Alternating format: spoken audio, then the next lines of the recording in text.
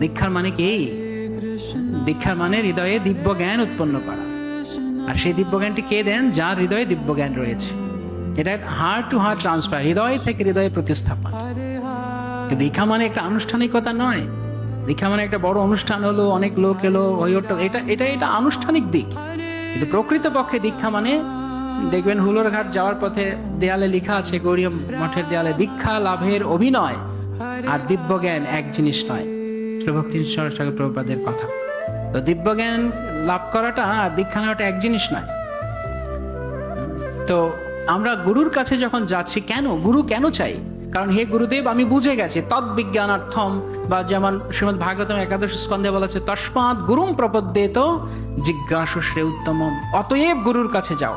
কেন? তার আগে মহারাজ নিমিক উপদেশ দেওয়া হচ্ছে যে জড়জগৎটা অনিত্য, ক্লেশপূর্ণ, এখানে প্রকৃত সুখ নেই, আনন্দ নেই। যদি প্রকৃত শান্তি চাও, তস্মাৎ, অতএব গুরুর কাছে যাও। এরা হারমোনিয়াম গুরু, মৃদঙ্গ গুরু, তবলা গুরু, কুকিং গুরু নয়। যিনি কৃষ্ণকে দিতে পারেন, যার হৃদয়ে কৃষ্ণ আছেন।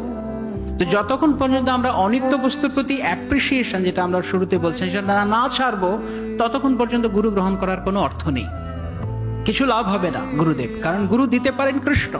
গুরুর কাছে গেলে হাত পেতে একটা জিনিস ভিক্ষা চাইতে হবে, আঁচল পেতে একটা জিনিস ভিক্ষা চাইতে হবে, দয়া করে আমায় কৃষ্ণ দিন, আপনার কৃষ্ণ আছে। ভক্তি সিদ্ধান্ত সরেশ ঠাকুর প্রভুপাদ বিমলা প্রসাদ দত্ত যখন গৌরকিশোর দাস বাবাজি মহারাজের কাছে গেলেন, বাবাজি মহারাজ ওনাকে, আপনারা জানেন, বাবাজি মহারাজ ওনাকে, তুমি যাও, তুমি অন্য কোনো গুরু দেখো, আমার কাছে না। তো প্রথমে উনি বলছেন, উনি ভাবছেন যে আমাকে ফিরিয়ে দিচ্ছে কেন। পরবর্তীকালে ভক্তি সরেশ ঠাকুর প্রভুপাদ ওনার গুরুকে স্মরণ করে উনি বলছিলেন যে আমি যেদিন আমার গুরু পাদপদ্মের কাছে গেলাম, আমার গুরু পাদপদ্মে আমাকে এমন অপমান বা এমন অবহেলা করলো, তা আমি ভাবলাম হয় ইনি মহাভাগবত, নয় ইনি অহংকারী। কিন্তু পরে আমি বুঝতে পেরেছি যে আমার গুরুদেব মহাভাগবত। উনি বারবার ফিরিয়ে দিচ্ছেন কেন? কি পরীক্ষা করছেন? তারপর দিন এসে যখন উনি বললেন যে গুরুদেব, আমাকে কেন আপনি অবহেলা করছেন, কেন আপনি আমাকে উপেক্ষা করছেন? বিমল প্রসাদ, তুমি অনেক বিদ্বান, আমি তো নাম লিখতে পারি না, তো আমি কিভাবে তোমার গুরু হব?